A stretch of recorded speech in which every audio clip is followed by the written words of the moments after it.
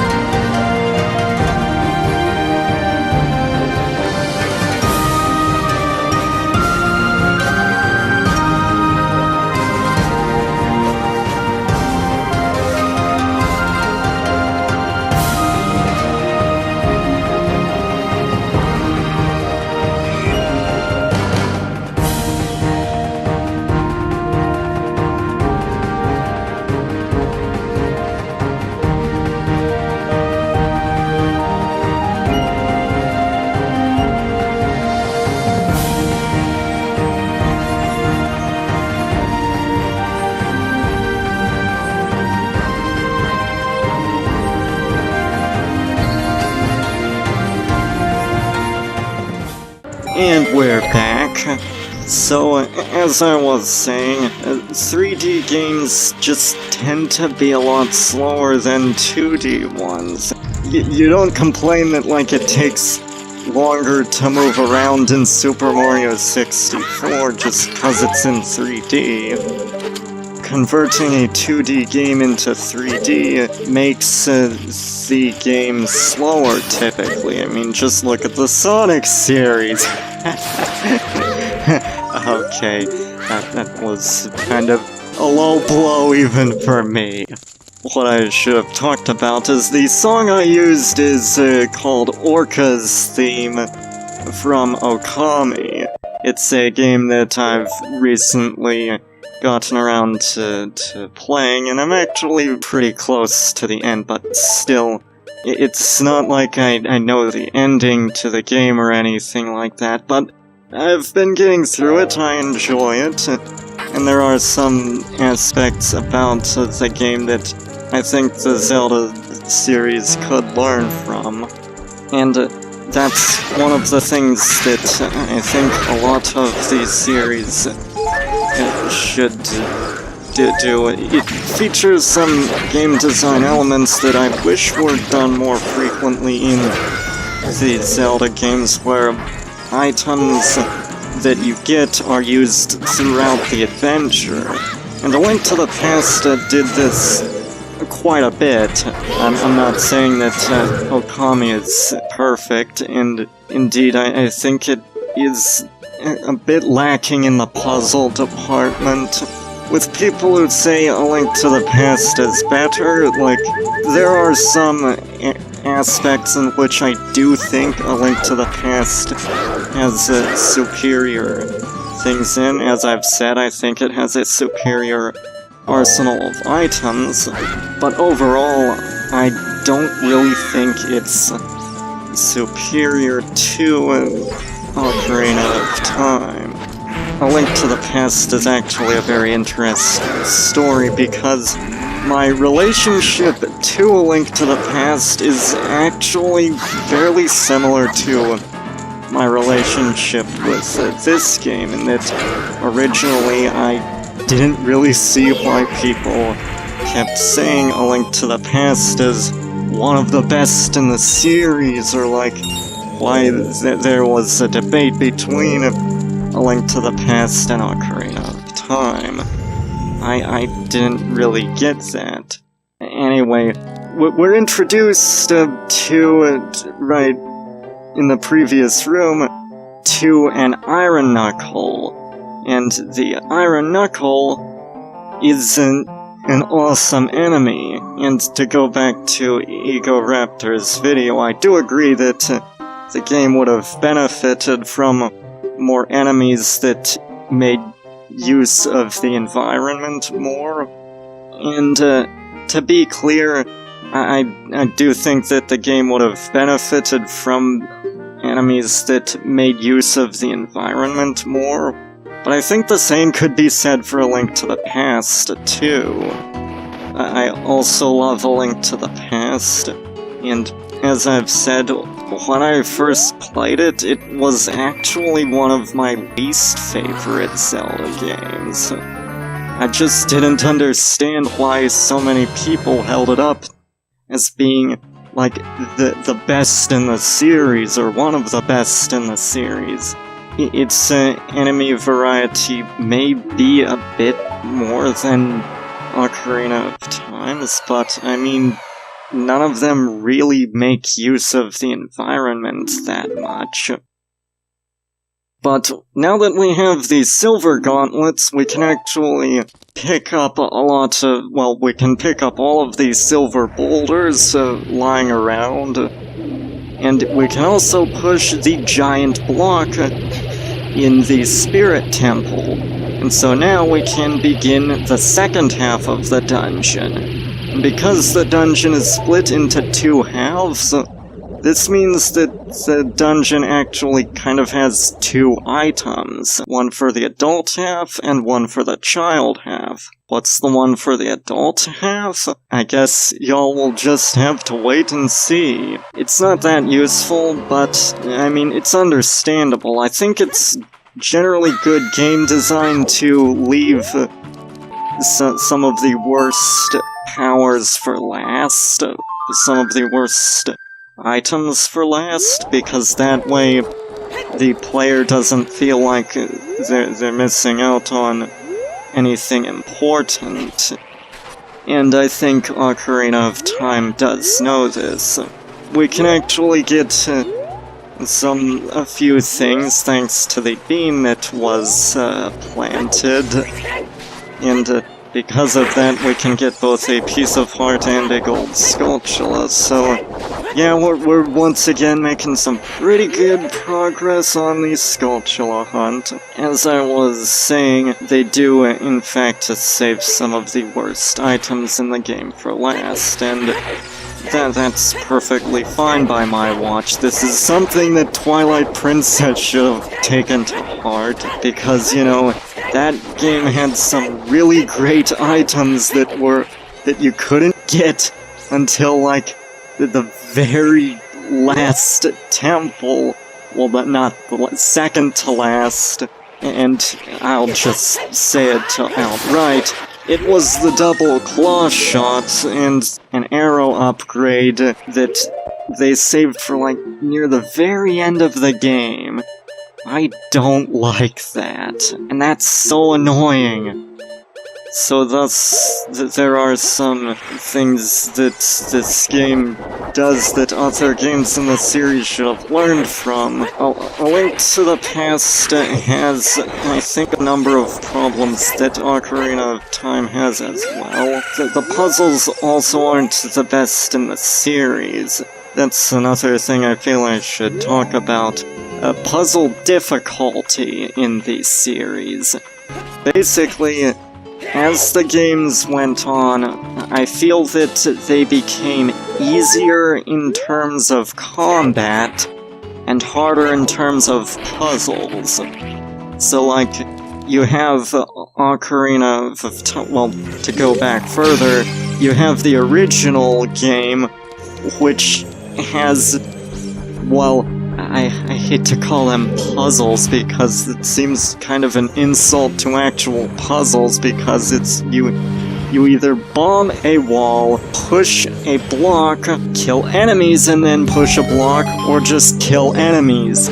That is not a puzzle, and two of them are just, like, if anything, combat tests at best. And to call them puzzles is an insult. But on the other hand, while the game's puzzles are insultingly easy, the game's actual combat difficulty, it's hard as nails. It is not something that is to be taken lightly, because that game has tons of enemies, and some of them really suck and drive me up the wall.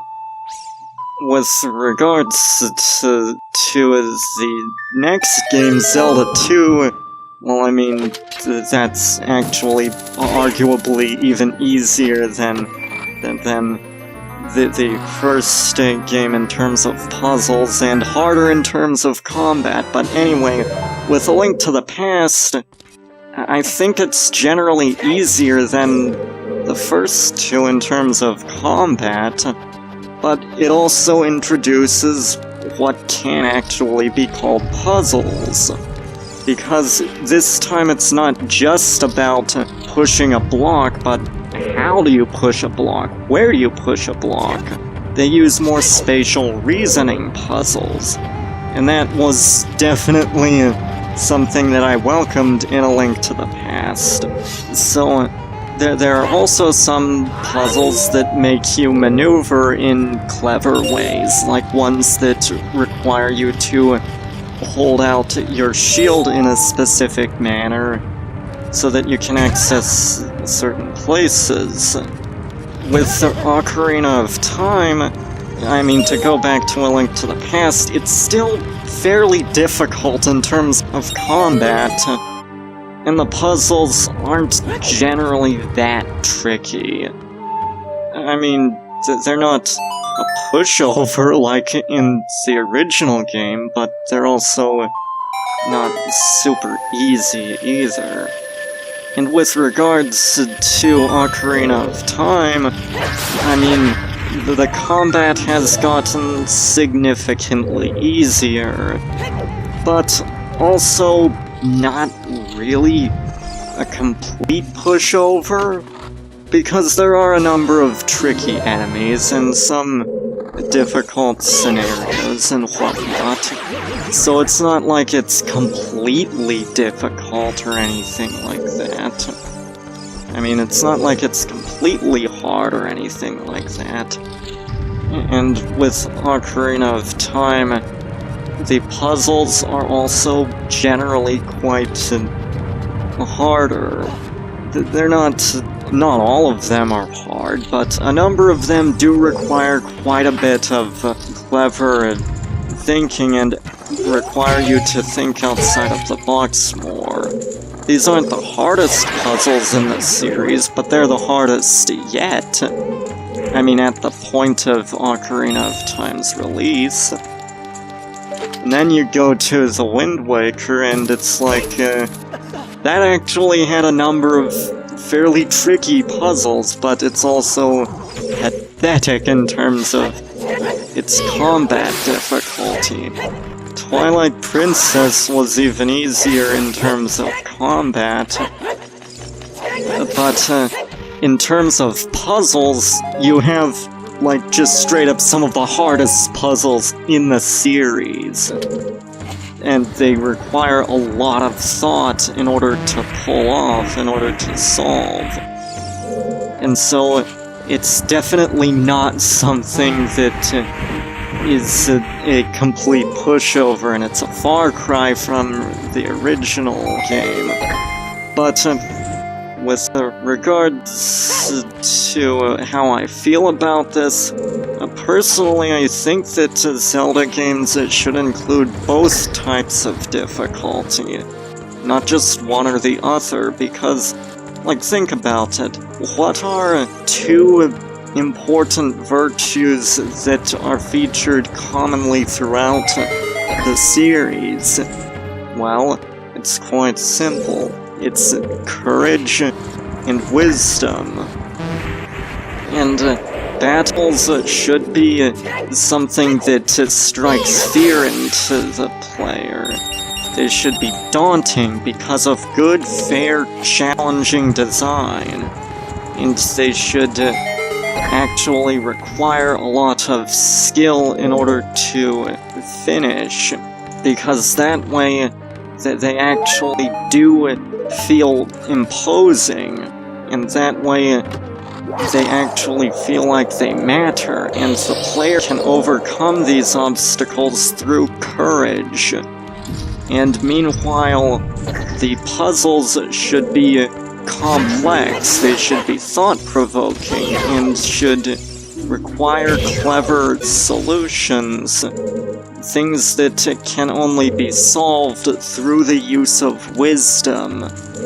And that's what you need to use, because with that, it requires the player to practice both of these virtues in a way that really only a video game can do. And so I think that it would have an important thematic element to them, because that way it actually does connect to the game's themes and story. And it would give more weight to the player's actions, because in the end, the series is generally about growth, and thus learning to overcome combat obstacles through improved reflexes can help. Same with overcoming puzzles. It would add a lot to the story. And so it's not just something that I would include to make the games more interesting, it would also improve the story, I would find. Because I think Twilight Princess would be a lot more interesting and engaging if it were both difficult with its combat and with its puzzles, because it has one of them, difficult puzzles, but not difficult combat. But to focus on the actual game, here's the last Skulltula, the last Gold Skulltula of the entire Spirit Temple. So what's that's, like 6 Skulltulas in one video or so? This makes like, this last one makes like 93 or so? So we're like 7 away from completing the Skulltula quest in just one video. So we're making some pretty good progress. That's pretty good if you ask me. But back to the topic of difficulty, I didn't really talk about Majora's Mask, and well, that's because it's, well, okay, there's really no good reason. I do think it's maybe slightly easier than Ocarina of Time in terms of combat, and noticeably harder in terms of puzzles. Not like super hard or anything like that, but still there are definitely a number of puzzles, particularly navigation puzzles, that I still remember that still did give me quite a bit of trouble in solving. But also, it just seems kind of weird to say that, to compare it to Ocarina of Time in terms of difficulty, because it kind of places an emphasis on a different kind of difficulty altogether, that of time management difficulty, not so much like combat difficulty or even puzzle solving difficulty. I mean, I guess you could sort of call time management part of puzzle difficulty, but that's not exactly the same thing, or at least I wouldn't quite call it the same thing, even though both do require a certain level of thought. They're both more about how you use your time. I guess that also ties into the virtue of wisdom, because you need to know how to spend your time wisely. But I'm also going to be showing off a shortcut here, by the way, it's pretty convenient. Well, not hugely convenient, but it's gonna come in handy a bit. Anyway, to go back to the video of Egoraptor, he does make some good points, but to be clear, some of them I just don't get. Like, he criticizes the game for, like, not following he criticizes the game for following the Zelda formula too much. You see, he's often, I think, misunderstood in that regard, because, like, I don't think he's saying that it's too different from A Link to the Past, but generally that it uses the elements of A Link to the Past without really thinking about it. And, you know, that's kind of something that I can kind of understand, but I don't fully agree with that. And plus, with regards to dungeon variety, he seems to weirdly think that, for some reason, the dungeons in Ocarina of Time don't really seem to shake things up that much. Which is weird, because so many of them do, in ways that just wouldn't have been possible or I don't necessarily want to say that, they wouldn't have been easy to pull off back in the days of A Link to the Past, in ways that simply weren't done in A Link to the Past. Sure, in A Link to the Past there are a number of distinctions between the dungeons, but they're relatively minor in terms of, like, general structure. Like, sure, one dungeon has an icy floor, the other has some eyeball things, and some things that, like, another dungeon has a place where you can use things. But I think the dungeons in Ocarina of Time just change up the flow much more significantly, and the Forest Temple involves spatial reasoning and navigation puzzles that really weren't possible back in A Link to the Past. But there's also a major theme about growing up, and to that effect, it includes tonal shifts and starts off fairly light-hearted, but it becomes a lot darker by the end.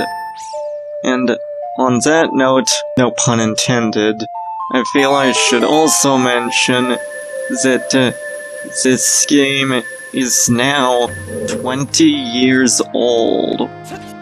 Yes, it was released 20 years ago, and I'm a little late for the anniversary, but still.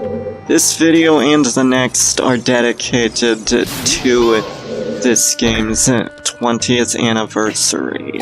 I'll talk more about that in the next video, but this is the Mississippi King signing out, and in the next video, we'll continue the Spirit Temple, and hopefully get the adults item for the Spirit Temple. See y'all then.